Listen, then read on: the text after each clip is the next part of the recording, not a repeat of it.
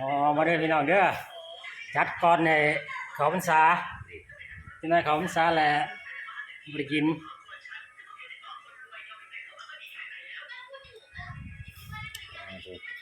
ครับเฮ้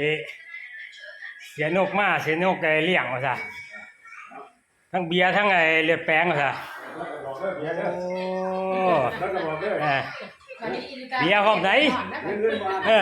เบียร์ระดับ5 ลังมาเสียนกว่ามาแต่เกาหลีเนาะ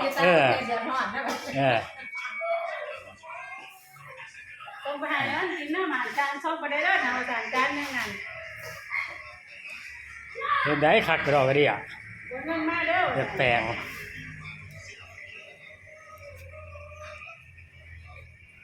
แต่ว่าไอ้ย่อถาดควมกันยังไงบ่เหี่ยวซะ